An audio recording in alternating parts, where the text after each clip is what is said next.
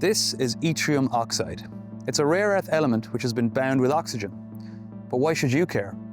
Well, it's needed for quite a lot of things, from lasers to dental ceramics to fighter jets. And it's one of 7 rare earth elements which China this year has restricted the export of. This is a story about how control of critical resources has become a new front in the rivalry between China, the EU and the US. It's about the merging of economics and geopolitics, and about the risks of being dependent on other countries in an era of trade conflict and strategic uncertainty. In this episode, we speak to a European firm right at the heart of the global battle for rare earths. Letzten Endes muss man sagen, China hat sich halt sehr strategisch entwickelt oder vorbereitet und da interessiert eben nicht das nächste Quartalsergebnis, da interessiert man sich eben, was ist in den nächsten Jahren, wo ist die nächste Generation. And we'll ask if Europe really can find its own supply. Wir müssen einfach das als strategischen Rohstoff für Europa auch sehen. Und das wird sich dann zeigen, was die Zukunft mit sich bringt. Welcome to Business Beyond. Before going any further, here's a quick guide to rare earths. So-called rare earths are a set of 17 chemically similar elements. In the periodic table, they're numbers 57 to 71, known as the lanthanide series. And there's numbers 21 and 39, scandium and yttrium. They have a multitude of industrial and technological uses, covering everything from the car industry to defence to healthcare. They are also the basis of what are known as rare earth magnets. They're alloys or mixtures of different rare earth elements which, when combined, produce very strong magnets, known as permanent magnets. These too are vital across the broad spectrum of modern technology. Julie Klinger is a geographer at the University of Delaware and the author of the book Rare Earth Frontiers. We asked her why rare earths matter. Because of their fantastic magnetic and conductive properties, they're used in just about every kind of technological application you can think of, right? People are maybe more familiar with their role in permanent magnets that are used in the automotive sector, as well as in renewable energy generation technologies, but they're also used in super alloys, in space tech and aerospace and defense applications. And here's the thing, they're not actually that rare. As this map shows, rare earths are quite abundant. The blue dots show areas of known deposits. This map shows almost 100, located in various places around the world. But what is rare are mines where rare earths are successfully extracted and processed in large quantities. We see these here with the red dots. And China has more of those than any other country. China's dominance of rare earths is key to understanding this story. There are 3 main stages in rare earths production: mining, processing and refining. And China dominates all 3. It's complex, highly industrial, expensive and polluting work. Mining rare earth ore involves extracting elements from the Earth's crust, often through open pit mining. According to various estimates, China accounts for up to 70% of all rare earth mining around the world. The next step is processing. This is the complex work of actually separating different rare earth elements from one another. And China processes 87% of the world's rare earths. Then there's refining, the purification process. China accounts for over 90% of this highly complex process globally. Once the rare earths are isolated and refined, they get towards the end-use stage. A major role for the metals here is for the production of industrial magnets, which combine certain refined rare earths. They are vital across the whole range of industrial and technological production. And on this, China is most dominant. 94% of so-called permanent magnets are made in China. Chinese supremacy is rooted in the complexity and cost of developing entire rare earth supply chains, as Julie Klinger explains. They are very difficult to separate one from the other. Remember, we're talking about 17 chemically similar elements, all of which occur in some proportion in each rare earth deposit that's identified. And they often co-occur with other, that's just a fact of geology. They co-occur with other materials as well. Sometimes those other materials are radioactive materials, such as thorium and uranium. And then you also have a radioactive waste management situation. Now, another thing to keep in mind are the economics of this. For most companies in most countries, the economics rarely make sense. Rare earths are typically needed in very small quantities. But the expense required to extract these small quantities means it's usually not worth the trouble.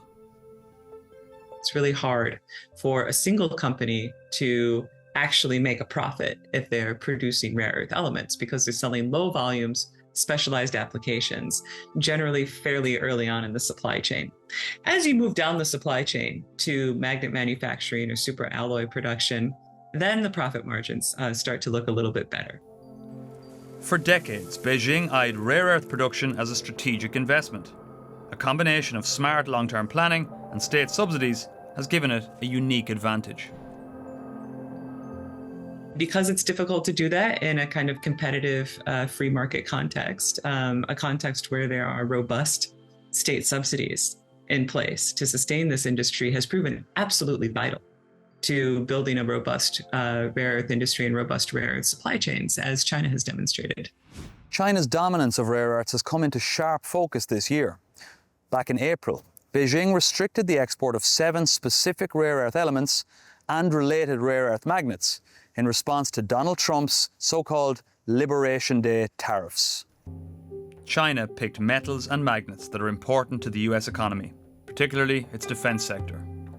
The most crucial piece of China's export restrictions are rare earth magnets, permanent magnets, right? And the justification is that these are dual use, right? They not only have civilian applications for automakers, et cetera, but also they have defense applications as well.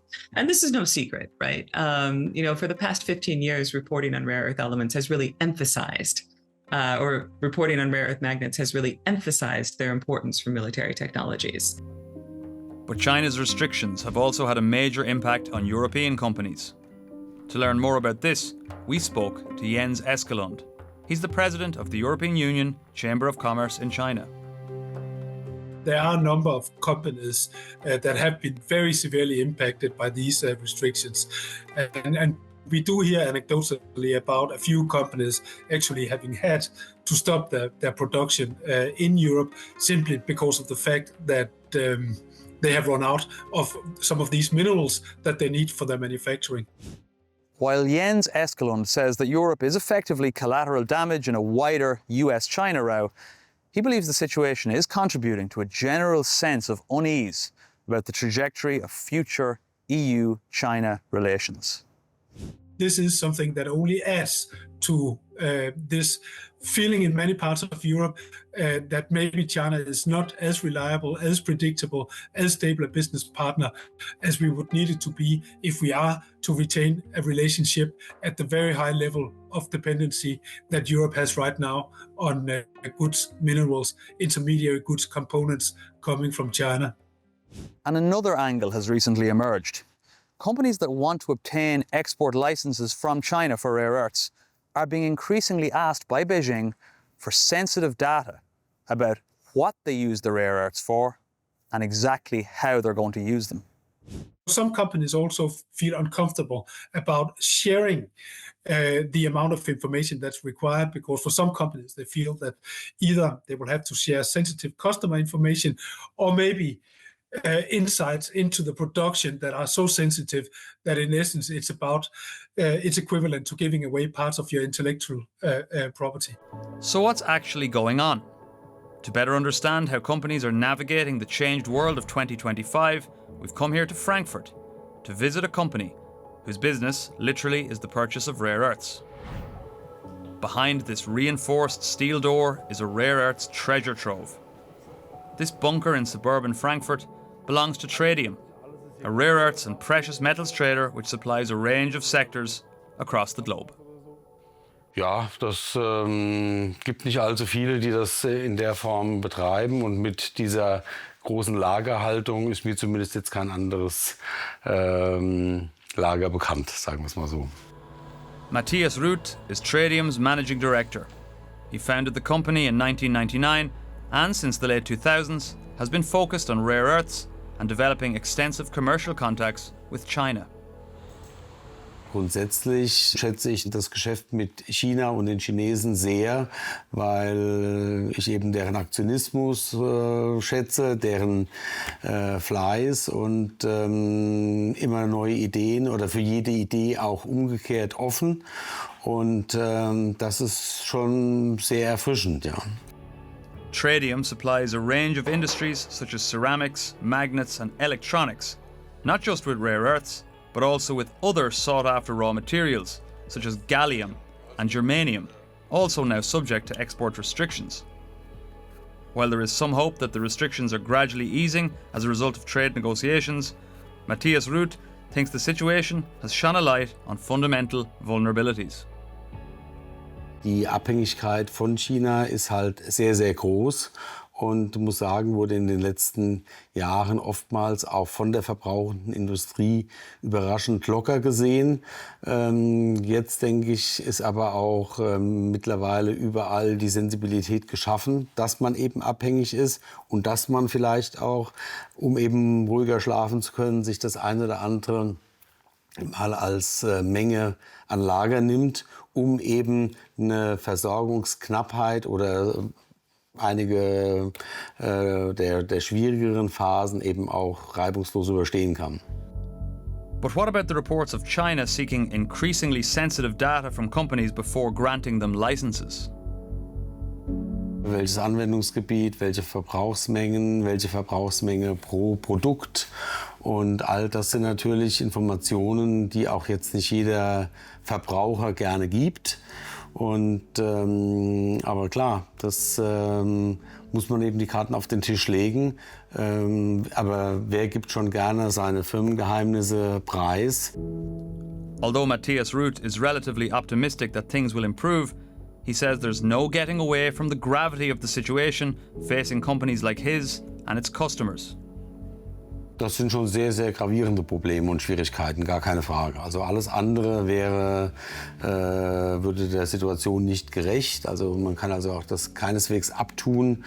Und wir können eben nur hoffen, dass die Welt mal irgendwann einen Reset-Knopf drückt und man zumindest vielleicht nicht ganz auf den alten Stand zurückkommt, aber doch zumindest einen in gewisser Art und Weise freien Handel wieder leben kann. The experience of companies like Tradium suggests it might be time for Europe to find its own supply. But that's not a new goal, and some say it's not even a realistic one. To understand a little more about the challenge of finding a stable European supply of rare earths, we visited the village of Shvitz near Leipzig. This small town in the former East Germany, located around 2 hours south of Berlin, is the site of what was thought to be a major rare earths discovery in the 1970s. Manfred Wilde has been the mayor of Delitzsch, which includes Shvitz, since 2008.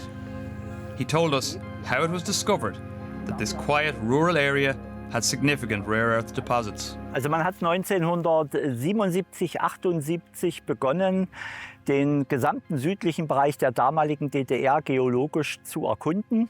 Es ging darum, Uran zu suchen. Die damalige Sowjetunion brauchte Uran, um Atomwaffen entwickeln und bauen zu können. When the results of the drilling were chemically analysed, extensive rare earth deposits were identified. At that time, though, they weren't quite the hot commodity they are today and had limited industrial uses. In the early 2010s, companies began to consider the viability of exploration and possible extraction of deposits right here. One of those companies, Shvitz Rare Earths, began a drilling operation. Bei 170 Meter Tiefe hat man festgestellt, ja, wir haben die seltenen Erdevorkommen in sehr harter, kristalliner Form, granitähnlich gebunden und hat die Erkundungsbohrung bis zu einer Tiefe von 780 Meter durchgeführt. Aber es wäre noch weitergegangen. However, it soon became clear that going further did not make economic sense. Although rare earths are present, their relatively low proportion in the ore meant the cost involved in mining and processing would have been astronomical, and all at a time when China had total control over market prices. 2014 hat sich dann herauskristallisiert, dass durch die sehr niedrig angesetzten Marktpreise der seltenen Erdevorkommen aus China, die den Weltmarkt überschwemmt haben, ein wirtschaftlicher Abbau hier nicht mehr möglich gewesen wäre. So after that initial optimism, reality bit hard.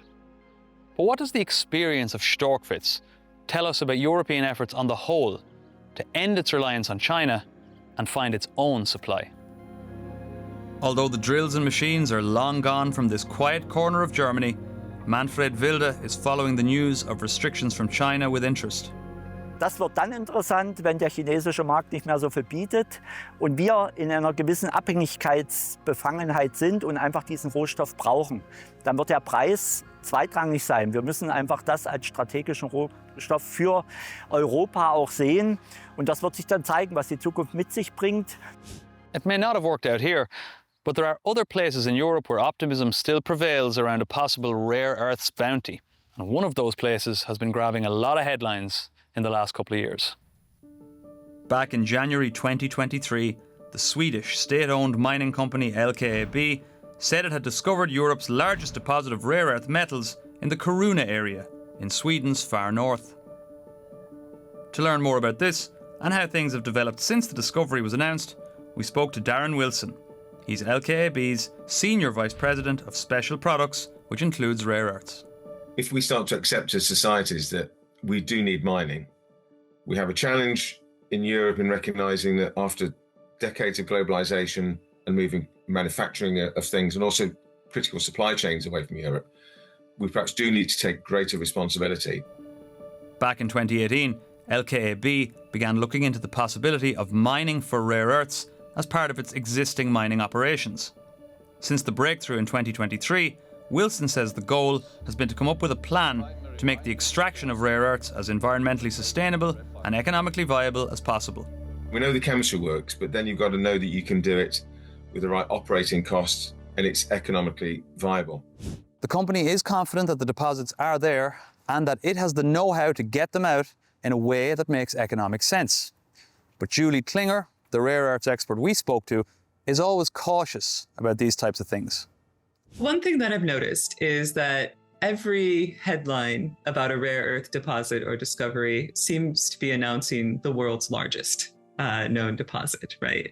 Valued in, if not billions, then in the trillions of dollars. She says that when the deposits are indeed all that they're cracked up to be, the key is to develop an entire supply chain, as China has done. And that's what makes the whole operation so daunting. There's this perennial air of urgency and emergency that surrounds rare earth elements, which is why I think they continue to be called rare, even though they're not. There's this kind of imaginary that, well, if we can just get these things out of the ground, then the supply chain will take care of itself. But in fact, what's really needed is sustained, coordinated investment in supply chain development. LKAB is well aware of that challenge. It has already invested in a Norwegian company to streamline a possible future processing operation. But Darren Wilson says it will take a lot of time and patience. It's complex in developing these supply chains. And of course, if we want to take control of a supply chain, you have to have yourself or with partners have every stage of that. So we've got to build a complete European value chain to make this work. The country that has mastered that complex supply chain is obviously China. And those we spoke to were united in their admiration for how the country has conquered the market and gained a strategic upper hand as a result. If you look back at globalization from the late 80s and early 90s, you have to say China has done a superb job. They very systematically, in full sight, in encouragement of the West, really, because we've been wanting to not do these things that we used to do in manufacturing and mining. And China has a very detailed plan down to all elements of of components and where they're made. China's dominance of the rare earth supply chain comes from sustained multi-decade investments in building industrial capacity, in funding the requisite research and development, and also using investments in R&D and rare earth science as a kind of international collaboration tool as well, in order to send China's experts to different parts of the world. The fact that China has significantly dominated the rare earth space really shouldn't come as any surprise. And that brings us to the central question. Can Europe realistically hope to catch up with China on rare earths? Or is it doomed to always play the game according to Beijing's rules? Tradium's Matthias Rüth is skeptical. Ist jetzt natürlich nur meine persönliche Meinung, aber ich würde diese Frage mit einem klaren Nein beantworten. He once sat on the board of the company that explored for rare earths in Shvitz, and he thinks that project embodies the stark reality of the challenge. Letzten Endes ist es halt auch nicht gerade sehr trivial, seltene Erden zu produzieren. Und da hat natürlich China einen Vorsprung, den zumindest jetzt unsere Generation, sage ich mal, wie gesagt, meine persönliche Einschätzung nur, aber nicht aufholen kann. But there is also the belief that as the century goes on, the strategic interests of European governments will trump all other concerns. Ich glaube nicht, dass es vorbei ist. Wie gesagt, wir befinden uns ja global gesehen in Zeiten, wo wir nicht wissen, was das nächste oder übernächste Jahr bringt. Es bedarf immer einer gewissen Wirtschaftlichkeit und dann wird man sehen, wie sich das Kräfteverhältnis entwickelt, wie China reagiert. I would think that there are governments today sitting and studying very carefully when that point in time comes where it simply becomes a strategic necessity to ensure that industry will have access to these minerals coming from somewhere else. If we are indeed approaching that point, it's not just tons of cash that will be required, but tons of patience as well. If we're daunted by that and the amount of time, it won't happen. If we expect it to happen very fast, it won't happen. Rare earths aren't rare, and to the untrained eye, look pretty insignificant. But they represent a strategic conundrum for Europe. How it approaches it will tell us much about its capacity to deal with other challenges. That's all from this episode of Business Beyond. If you'd like to see more from us, I recommend you check out our recent video on the curious economics of this city, Berlin. Thanks a lot for watching, and until the next time, take care.